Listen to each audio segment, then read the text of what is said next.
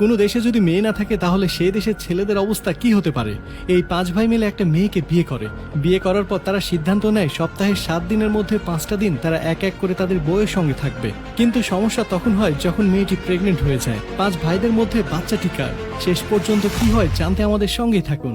Cinema শুরুতে দেখি একটা গ্রামে একজন মহিলা বাচ্চার জন্ম দিয়েছে, আর ঘরের বাইরে তার স্বামী এবং কিছু লোক অপেক্ষা করছিল। তার স্বামীকে অনেক চিন্তিত দেখাচ্ছিল।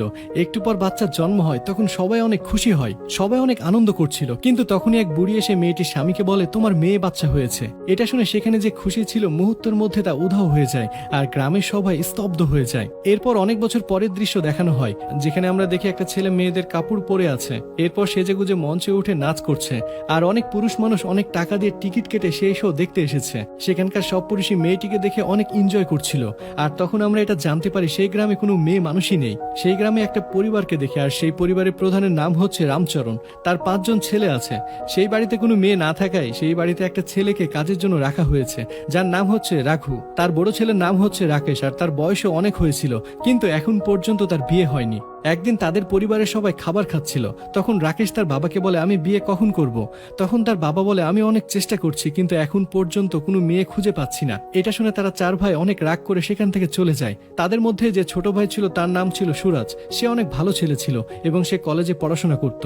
এর পরের দিন রামচরণ তার বাড়িতে পণ্ডিত নিয়ে আসে। তার বড় ছেলে রাকেশের জন্য একটা মেয়ে খুঁজতে বলে। এটাও বলে 14 বা 15 বছরের মেয়ে হলেও চলবে।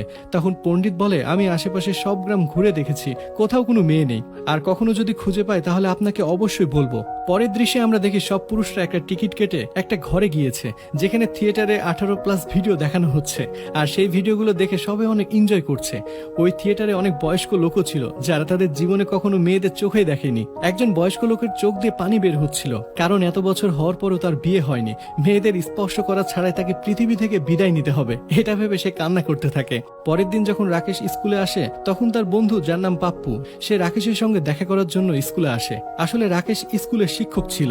এরপর পাপ্পু অনেক খুশি হয়ে বলে, আরে বন্ধু, আমি তো বিয়ে করতে চলেছি।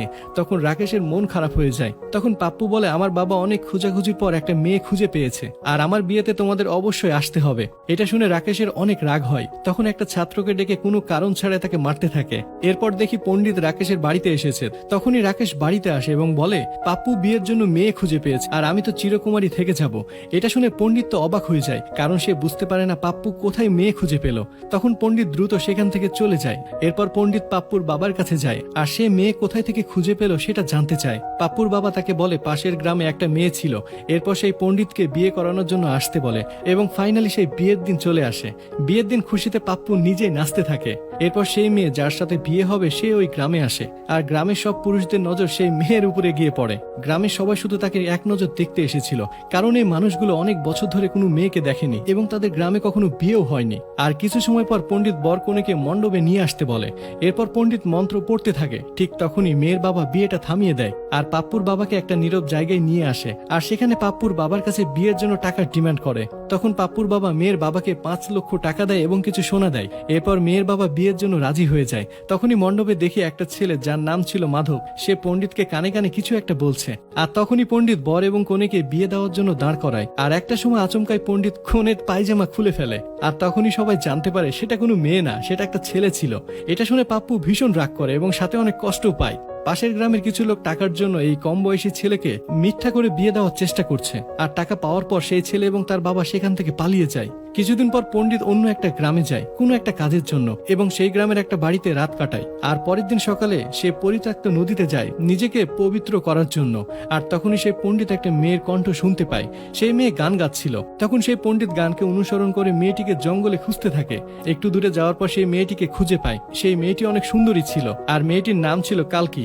কালকি যখন পণ্ডিতকে দেখে, তখন কালকি জঙ্গল থেকে পালিয়ে তার বাড়িতে লুকিয়ে পড়ে। তখন পণ্ডিত কালকির পিছু পিছু তার বাড়িতে আসে, কিন্তু সেই বাড়ির দরজায় তালা দেওয়া ছিল, আর সেখানে একটা সিঁড়িও ছিল, যেটার মাধ্যমে বাড়ির ভেতরে যাওয়া যাবে।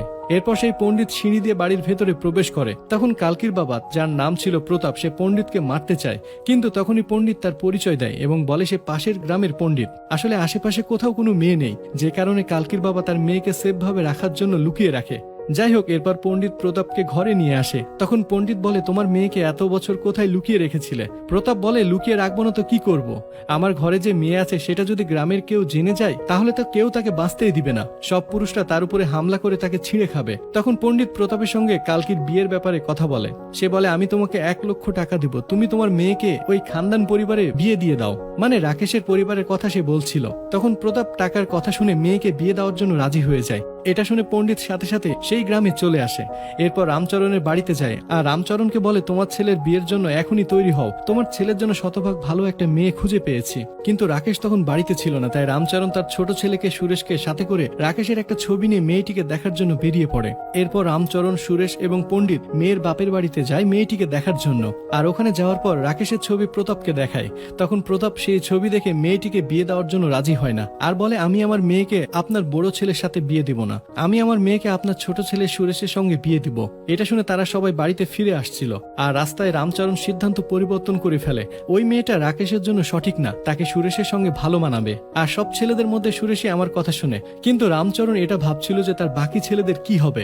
এরপর তারা সবাই প্রতাপের বাড়িতে আসে আর ওখানে গিয়ে রামচরণ প্রতাপকে 5,00,000 টাকা দেয় এবং 5 ভরি সোনা দিতে রাজি হয়। কিন্তু মেয়েটির বাবার সঙ্গে কথা ছিল 1,00,000 টাকার। যাই হোক, এত টাকা দেওয়ার কারণ আমরা পরবর্তীতে জানতে পারবো। এরপর বিয়ের দিন আসে আর আমরা জানতে পারি রামচরণ প্রতাপকে 5,00,000 টাকা এবং 5 ভরি সোনা দিয়েছে তার 5 জন ছেলের সাথে বিয়ে দেওয়ার জন্য। এরপর তারা 5 ভাই 7 পাক ঘুরে সিঁথিতে সিঁদুর দিয়ে মেয়েটিকে বিয়ে করে নেয়। তাদের তো বিয়ে হয়ে যায়, কিন্তু সমস্যা এটা যে তাদের 5 জনের মধ্যে কালকির সাথে প্রথম রাত কে কাটাবে। আর 5 ভাইদের মধ্যে রাকেশ সবচেয়ে বড় ভাই ছিল, তাই রাকেশই প্রথম কালকির সঙ্গে থাকতে চায়। এরপর এক এক করে তারা 4 ভাই কালকির সঙ্গে রাত কাটাবে। আর তারা সিদ্ধান্ত নেয় যে তারা 5 ভাই মিলে সপ্তাহে 7 দিনের মধ্যে একদিন করে এক ভাই কালকির সঙ্গে থাকবে আর বাকি 2 দিন রাকেশ কালকির সঙ্গে থাকবে, কারণ সে সবার চাইতে বড় ছিল। আর এসব কথা তার বাবা শুনছিল, যেটা শুনে তার বাবা অনেক রাগ করে আর ছেলেদেরকে বলে, কখনো কি তোমরা আমার কথা ভেবেছিলে?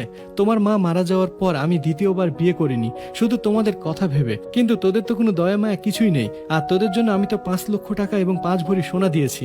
তখন রাকেশ বলে, বাবা আপনার কি লাগবে? এরপর রাতে আমরা রামচরণকে কালকির ঘরে দেখতে পাই আর আমরা বুঝতে পারি রামচরণ তার ছেলেদের সাথে এটাই ডিল করেছে যে প্রথম রাত কালকির সঙ্গে সেই থাকবে। আর তারা 5 ভাই এই কথায় রাজি হয়েছিল। আর সকাল হওয়ার পর কালকি এটা জানতে পারে যে কাল রাতে কালকির সাথে তার স্বামীরা ছিল না, বরং তার শ্বশুর ছিল। এটা জানতে পেরে কালকি খুবই কষ্ট পায় আর অনেক কান্নাও করে। আর বিয়ের পরের দিনই কালকিকে তার বাড়িতে কাজ করতে হয়, কিন্তু কালকির শরীর খুবই খারাপ ছিল। আর দ্বিতীয় দিন রাকেশ কালকির ঘরে আসে আর কালকির সাথে কোনো কথা না বলে তার সাথে সম্পর্কে লিপ্ত হয়। পরের দিন কালকি কাজ করার সময় সেখানে ছোট ভাই সুরাজ আসে এবং কালকিকে সে সাহায্য করে। আর রাত হলে প্রতি রাতে এক ভাই কালকির কাছে যায় এবং কালকির সাথে কোনো কথা না বলে তার সাথে সম্পর্কে লিপ্ত হয়। কিন্তু এদিকে সুরেশ কালকিকে সবসময় সাহায্য করে, প্রতিটি কাজে কালকির সাথে থাকে। আর যেদিন সুরেশের রাত আসে কালকির সাথে থাকার, সেদিন সুরেশ কালকির কাছে যায়, কিন্তু কালকির শরীর খুবই খারাপ ছিল, এই জন্য কালকির সাথে কিছু না করে তার পাশেই থাকে সে। আর একটা নতুন বইয়ের সাথে যেভাবে কথা বলা দরকার সেভাবে কথা বলে। আর দেখতে দেখতে কালকি ও সুরেশের মধ্যে একটা ভালো সম্পর্ক তৈরি হয়ে যায়। একজন আরেকজনকে অনেক ভালোবেসে ফেলে, তাদের দুজনকে অনেক ভালো মানিয়েছিল। এদিকে বাকি 4 ভাই এসে পশুদের মতো কালকিকে ভোগ করতে থাকে। আর যখন তার বাবা আসে তখন কালকি তার সঙ্গে সম্পর্ক করতে দেয় না। এরপর তার বাবা রাগ করে ঘর থেকে বের হয়ে যায়। আর অন্যদিকে কালকি এবং সুরাজের মধ্যে সম্পর্ক আরো ভালো হতে থাকে। তারা দুইজন অনেক গল্প করে এবং একসাথে বাড়ির সব কাজ করে, একজন আরেকজনের অনুভূতি বোঝার চেষ্টা করে। এইভাবে তাদের ভালোবাসা আরো গভীর হতে থাকে। আর তারা দুইজন সবসময় একসাথে থাকে, যেটা দেখে রামচরণ এবং তার অন্য ছেলেদের হিংসা হয়। এজন্য তাদের ভাইদের মধ্যে একটা দূরত্ব তৈরি হয়, সবাই সবাইকে শত্রু ভাবতে থাকে। কিন্তু কালকি সবসময় সুরাজের পাশেই থাকে আর তাকে ভালোবেসে আগলে রাখে। কিন্তু এইভাবে কতদিন আগলে রাখবে? একদিন সুরাজ কালকির জন্য শাড়ি নিয়ে বাড়িতে ফিরছিল, তখন সুরাজের ভাইরা সুরাজকে সেখানে মেরে ফেলে। তারপরের দিন সুরাজের লাশ একটা নদীতে পাওয়া যায়। আর এই খবর যখন কালকি জানতে পারে তখন সে ভীষণ কষ্ট পায় আর অনেক কান্না করতে থাকে, কারণ দুনিয়াতে কালকির একমাত্র ভালোবাসা সুরাজই ছিল।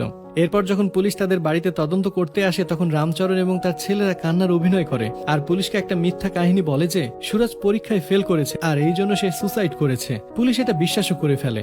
আর সুরাজ মারা যাওয়ার পর রামচরণের বাকি ছেলেগুলো কালকিকে যেভাবে ইচ্ছা সেইভাবে ব্যবহার করতে থাকে, যখন মন চায় তার সঙ্গে মেলামেশা করতে থাকে। আর একদিন কালকি তার বাবার কাছে রাঘুর মাধ্যমে একটা চিঠি পাঠায়। পরের দিন প্রতাপ রামচরণের বাড়ি আসে আর আমরা দেখতে পাই প্রতাপের হাতে একটা মোবাইল ফোন। এরপর রামচরণ প্রতাপকে 1 লক্ষ টাকা দেয় এবং প্রতাপ এখন শহরের দিকে ব্যবসা করে। এরপর প্রতাপ তার মেয়ের কাছে আসে, আর এখানে পৃথিবীর সবচেয়ে জঘন্য একটা জিনিস আমরা জানতে পারি যে প্রতাপ রামচরণের কাছ থেকে যে 1 লক্ষ টাকা নিল সেটা শুধুমাত্র তার মেয়ের সাথে মেলামেশা করার জন্য। মানে রামচরণ এতদিন তার মেয়ের সাথে বিনা পয়সায় শুয়েছিল, এই জন্য তার কাছ থেকে কিছুক্ষণ আগে 1 লক্ষ টাকা নিয়েছে। যাই হোক, এরপর যখন কালকির বাবা ফিরে যাচ্ছিল তখন কালকি তার বাবার পায়ে সালাম করে। তারপর কালকির কাছে রাকেশ এবং তার ভাইয়েরা আসে। তারা কালকির গায়ে হাত তোলে, কারণ কালকি চুরি করে তার বাবার সঙ্গে যোগাযোগ করেছে, আর এই জন্য তার বাবাকে 1 লক্ষ টাকা দিতে হয়েছে। এরপর দেখি কালকি মন খারাপ করে অনেক কান্না করছে, আর রাঘুকে বলছে দয়া করে তুমি আমাকে এখান থেকে অন্য কোথাও নিয়ে যাও। পরের দিন সকালে রাঘু কালকিকে নিয়ে গ্রাম থেকে পালানোর জন্য বেরিয়ে পড়ে, কিন্তু কিছু দূর যাওয়ার পর রাকেশ এবং তার ভাইয়েরা তাদের দুজনকে ধরে ফেলে এবং রাঘুকে সেখানে মেরে ফেলে। এরপর কালকিকে বাড়িতে নিয়ে আসে। রাঘুর লাশ তার বড় ভাই এবং তার চাচারা বাড়িতে নিয়ে আসে। রাঘুর চাচা একজন গুন্ডা ছিল, আর রাঘুর হত্যার প্রতিশোধের জন্য রাঘুর চাচা রামচরণদের বাড়িতে চলে আসে। আর সেখানে রাঘুর চাচা কালকিকে দেখে তার পাশে গিয়ে বলে, তোমার জন্য রাঘু মারা গিয়েছে আর আমি এর প্রতিশোধ নিব। এই বলে রাঘুর চাচা কালকির সঙ্গে শারীরিক সম্পর্ক করে। পরের দৃশ্যে আমরা দেখি রাঘু মারা যাওয়ার জন্য ওই বাড়িতে একটা ছেলেকে নিয়ে আসা হয়েছে কাজ করার জন্য। এরপর থেকে শেখর কালকিকে দেখাশোনা করে। এদিকে আমরা দেখতে পাই রাঘুর চাচা গ্রামের মানুষদেরকে বলছে, আমার ভাতিজা হত্যার প্রতিশোধ আমি অবশ্যই নিব, কিন্তু সে নিজে প্রতিদিন রাতে কালকির সঙ্গে গিয়ে তার সঙ্গে মেলামেশা করে। সাথে সাথে রামচরণ এবং তার ছেলেরা কালকির সঙ্গে ইচ্ছা মতো মেলামেশা করতে থাকে, আর এইভাবে কয়েক মাস পার হয়ে যায়। আর একদিন তারা জানতে পারে যে কালকি প্রেগনেন্ট হয়ে গিয়েছে। তখন রামচরণ পণ্ডিতকে আবারও তার বাড়িতে নিয়ে আসে, আর এখানে সবাই এটা জানতে চায় যে কালকির পেটে যে বাচ্চা সেটা কার। তখন রাকেশ বলে অবশ্যই আমার হবে। তখন রামচরণ বলে, আরে পাগল, প্রথম রাত তো কালকির সাথে আমি ছিলাম, নিশ্চয়ই তাহলে এটা আমার বাচ্চা। তখন কালকিকে ঘরে নিয়ে আসা হয়, আর কালকির খুব ভালোভাবে দেখাশোনা করা হয়। এরপরে আমরা দেখি কালকি যে প্রেগনেন্ট এটা রাঘুর চাচা জানতে পারে। তখন রাঘুর চাচা গ্রামের সবাইকে এটা বলে যে কালকির বাচ্চার বাবা সে নিজেই। এরপর রাঘুর চাচা কিছু লোকদের নিয়ে রামচরণদের বাড়িতে আসে। রামচরণ সেই লোকদের উপরে বন্দুক চালায়। তখন সেই লোকগুলো সেখান থেকে পালিয়ে যায়, কিন্তু তার 4 ভাই তার পিছু করে, আর একটা সময় রাঘুর ভাইকে গুলি করে মেরে ফেলে। এরপর রাকেশ কিছু লোক নিয়ে রাঘুর চাচার বাড়িতে আসে, আর রাঘুর চাচাকে বাইরে আসতে বলে। রাঘুর চাচা অনেক লোক নিয়ে বাইরে আসে, আর তাদের মধ্যে লড়াই হয়, আর একটা সময় রাঘুর চাচা রাকেশ এবং তার ভাইদেরকে মেরে ফেলে। পরের দৃশ্যে আমরা দেখি রামচরণ কালকিকে অপবিত্র মনে করছে, কারণ কালকি নিচু জাতের মানুষদের সঙ্গে মেলামেশা করেছে। তাই কালকিকে আগুন দিয়ে পোড়ানোর জন্য তার শরীরে পেট্রোল দেওয়া হয়। এটা শেখরও দেখছিল, কিন্তু এটা তার সহ্য হচ্ছিল না। তখন সে একটা চাকু দিয়ে রামচরণকে হত্যা করে ফেলে। এরপর সেখান থেকে পালিয়ে যায়। এদিকে দেখি গ্রামের একদল মানুষ অন্য দলের উপরে হামলা করছে, আর কিছুদিনের মধ্যে সেই গ্রাম শ্মশানে পরিণত হয়। কিছু লোক পণ্ডিতকে মেরে ফেলে। কিছুদিন পর শেখর যখন কালকির কাছে আসে তখন দেখে কালকি একটা বাচ্চার জন্ম দিয়েছে। তখন শেখর কালকিকে বলে, এটা মেয়ে বাচ্চা। আর এখানে এই সিনেমাটি শেষ